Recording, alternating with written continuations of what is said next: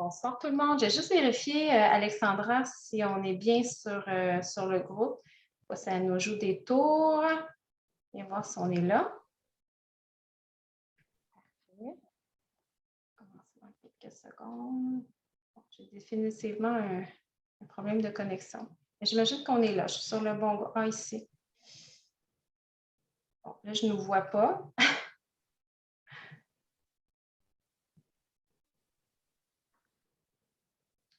Juste avec ma connexion. Moi, je le si vois. tu vois. Ah, tu vois? OK, parfait. Bon, ben, c'est génial.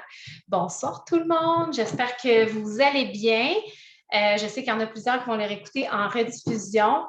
Donc, je me présente, Martine Brabant. On a Alexandra avec nous qui a bien gentiment accepté de partager. Bonsoir Alexandra, merci infiniment de partager, de prendre ce temps-là ce soir. Dans le fond, je vous dis un peu comment c'est arrivé cette idée-là. Alexandra et moi, on se connaît très peu.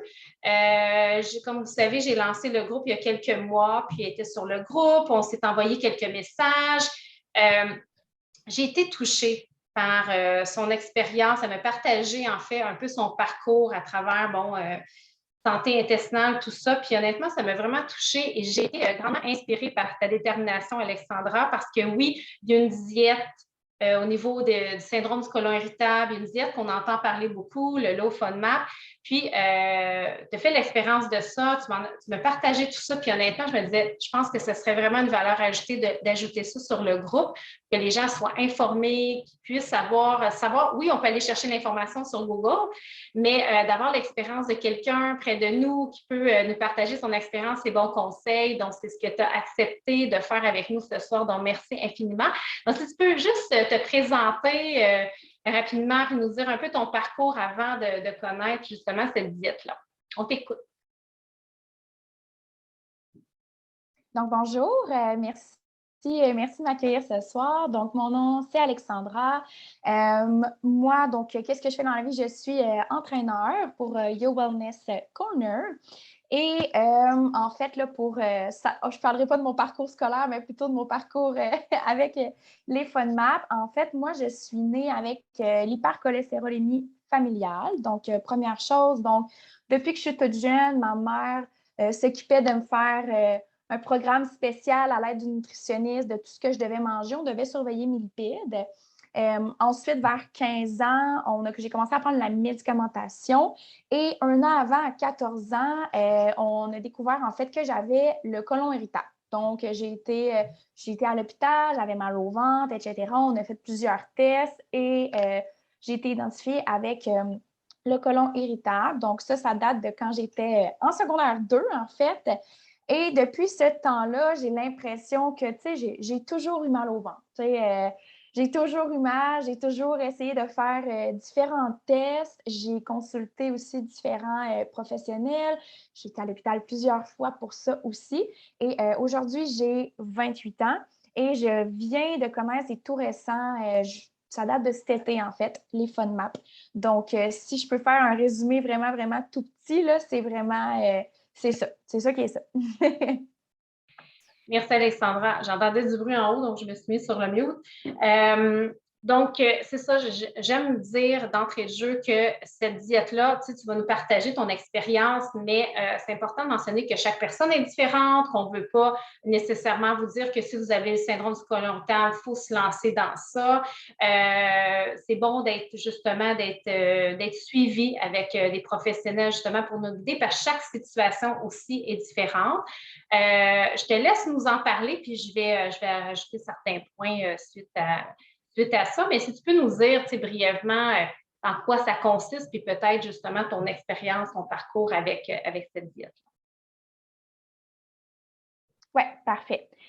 En fait, comme je l'ai mentionné, j'ai découvert la diète low en FODMAP cet été. En fait, qu'est-ce qui est arrivé? C'est, comme j'ai mentionné, là, j'avais toujours mal au ventre, mais ça s'est vraiment détérioré. Ça fait déjà 2 ans que je perdais connaissance. Fait que j'ai été à l'hôpital, on a fait plein de tests. Et ce que le docteur m'a expliqué, c'est tu as tellement mal au ventre, tu t'es tellement habitué au mal de ventre que là, ton corps, il ne sait plus comment il ne sait plus comment te le dire, là, ça ne va pas, parce que moi, j'étais rendue habituée de vivre avec cette douleur-là. Donc, qu'est-ce qu'il faisait? Il faisait un shutdown. je m'évanouissais. On a fait différents tests, puis il n'y avait pas autre chose qui expliquait le fait que je m'évanouissais. Après ça, qu'est-ce qui est venu? Il est venu les vomissements. Donc, je mangeais quelque chose, je vomissais. Je ne savais pas, puis, tu sais, au début, je me disais, ah, ça doit être quand c'est gras, quand c'est trop sucré, mais tu sais, vraiment, c'était vraiment rendu que je n'arrivais plus à identifier quand ça l'arrivait. Et cet été, je me suis mis à Noël, je me suis mis à vomir et je me suis mis à faire vraiment beaucoup, beaucoup de fièvre. Donc là, je suis allée à l'hôpital et là, ils m'ont fait, dans le fond, une échographie, puis ils ont vu vraiment là, que tout ce qui est à l'intérieur était hyper enflé. Donc, je suis vraiment tombée sur une bonne docteure qui, elle, c'est la première personne qui m'a parlé des FODMAP. Elle m'a demandé, est-ce que tu as déjà entendu parler de ça? Est-ce que tu as déjà essayé ça? J'avais jamais entendu parler de ça. Donc, ce que j'ai fait, je me suis procuré ce livre, donc qu'on voit juste ici. Je ne sais pas si on voit bien à l'écran, oui. Hein? Oui. Je pense que oui.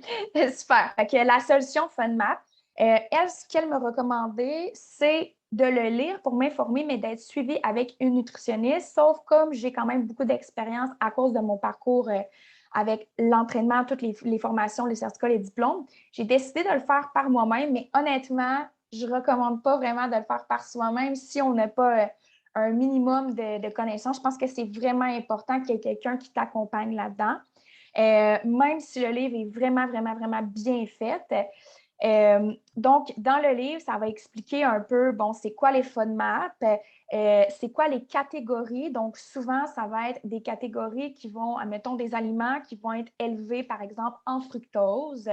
Donc, ça va être plus difficile à digérer. Donc, avec nos enzymes digestifs, ça se peut qu'on ait de la difficulté à le digérer.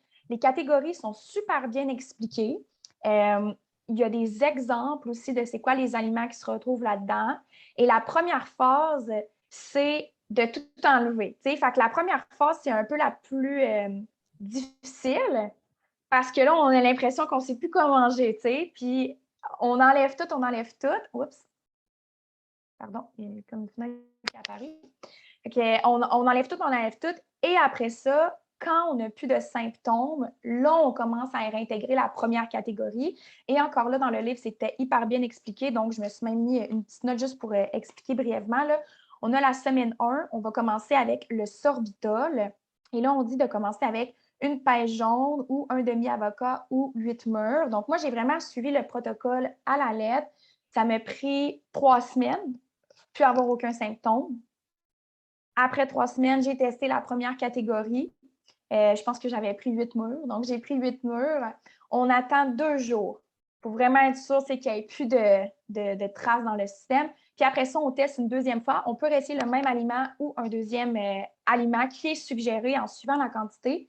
Si ça se passe bien, on peut réintégrer les aliments. Donc, on ne reste pas très longtemps dans la phase qu'il n'y a aucun FODMAP, là, parce que ça, c'est quand même la partie la plus difficile, je trouve. Là. Puis, c'est ça. Fait qu'on teste. Si la catégorie va bien, c'est super. On peut même réintégrer les aliments. Qu'est-ce qui est plus difficile? C'est quand la catégorie, on réagit, bien là, c'est vraiment d'aller tester un aliment par aliment. Donc, c'est la partie que j'ai trouvée qui était vraiment plus longue. Donc, voilà. Dans le fond, pour résumer, là, brièvement, les FODMAP, c'est 6 sucres différents qu'on va retrouver puis qu'on va retrouver dans certains aliments, puis qui vont stimuler, disons, les bactéries, puis qui vont faire en sorte que ça fermente, ça crée des symptômes. Donc, c'est sûr que les diminuer des envies de notre alimentation, ça peut être un bon indicateur pour voir si c'est justement ça le problème. Il existe aussi des applications. Moi, j'avais utilisé une application de Monas. C'est vraiment l'université qui a développé ça, l'alimentation low FODMAP.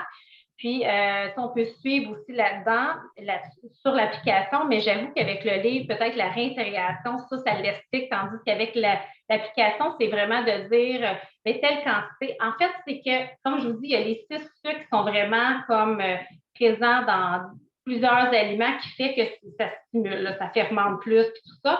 C'est vraiment au niveau d'une quantité.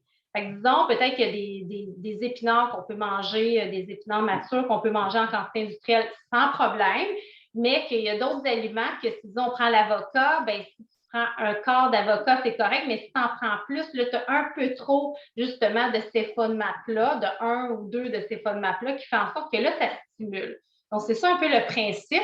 Donc, en enlevant tous ces éléments-là qui sont trop forts en FODMAP, c'est qu'on vient justement diminuer la fermentation, diminuer justement les symptômes. Donc, ça peut être un super bon indicateur. Puis là, toi, tu avais un diagnostic de syndrome du côlon irritable. Donc, effectivement, s'il y en a qui nous écoutent qui ont ce syndrome-là, ce diagnostic-là, ça peut être une bonne façon justement de venir réduire, de venir apaiser les symptômes.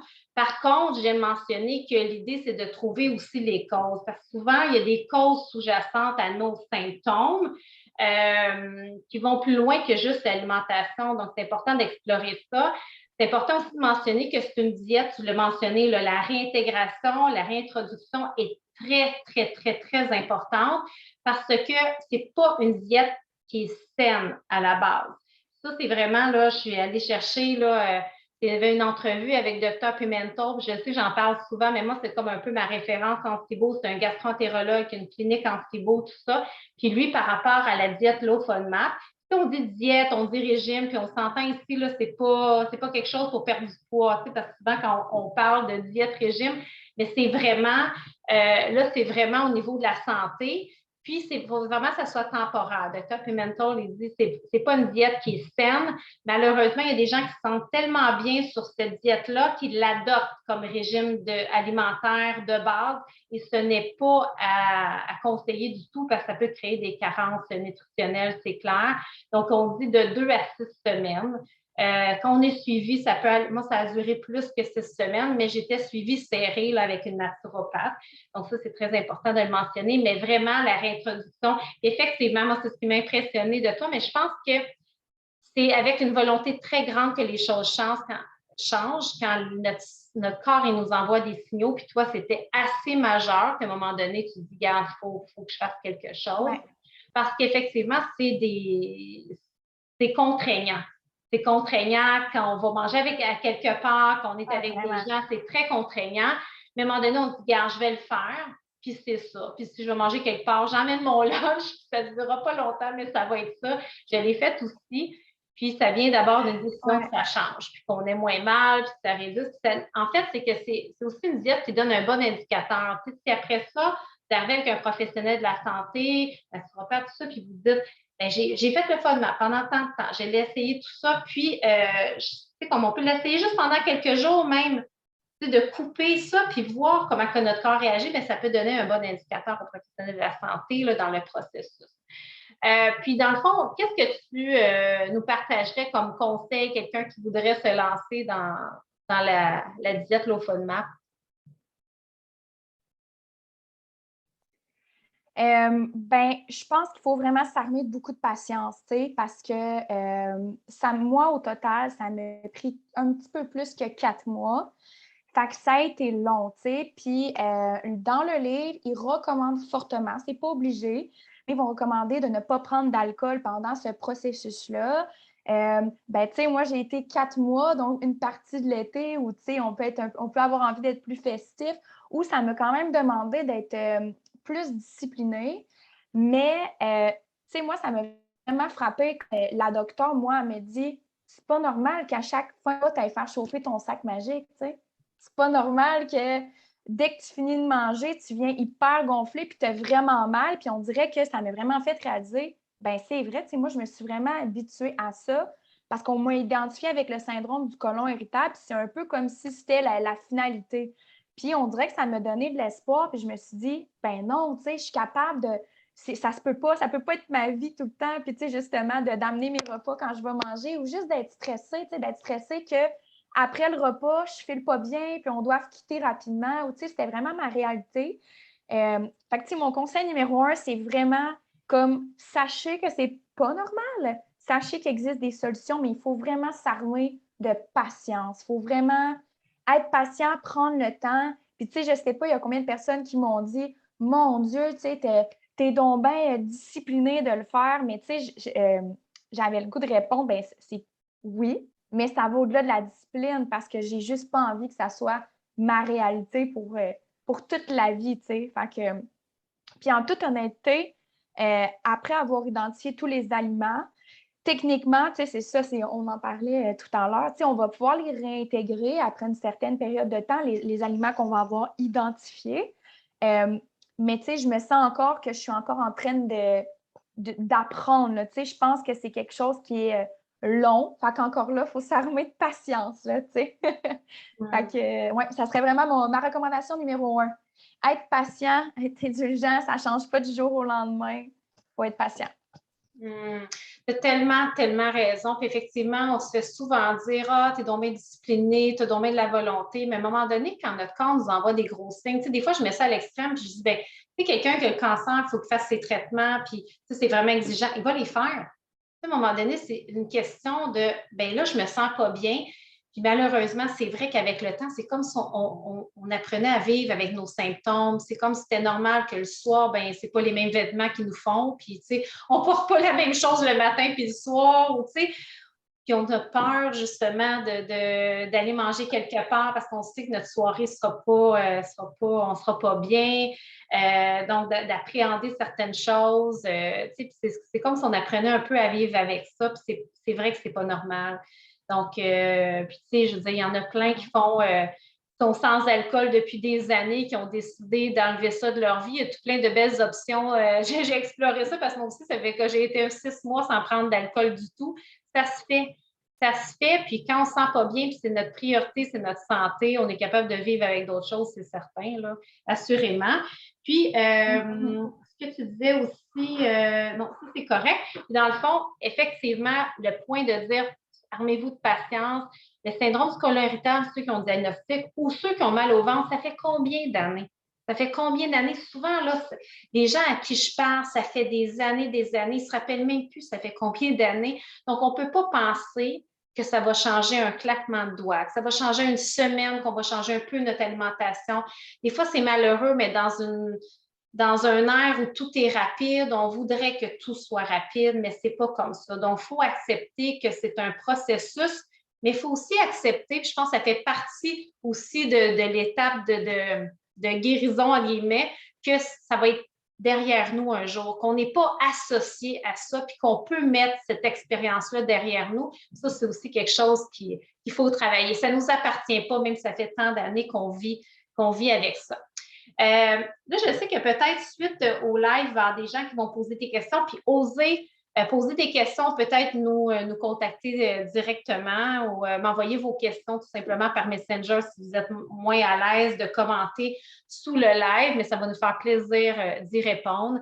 Merci infiniment, Alexandra, encore d'avoir partagé avec nous. C'est très généreux de ta part, mais je pense que merci à toi. Je pense que tu es d'accord avec moi que quand on vit quelque chose comme ça, on a le goût de faire une différence autour de nous. Parce qu'on sait à quel point ça peut être difficile de se sentir seul dans cet univers-là. Je suis 100% d'accord. Si on dit une chose qui peut aider quelqu'un, mission accomplie. Oui, merci. C'est super généreux. Je te souhaite une belle fin de soirée. Belle fin de soirée à tout le monde. À bientôt. Bye bye. Bye bye.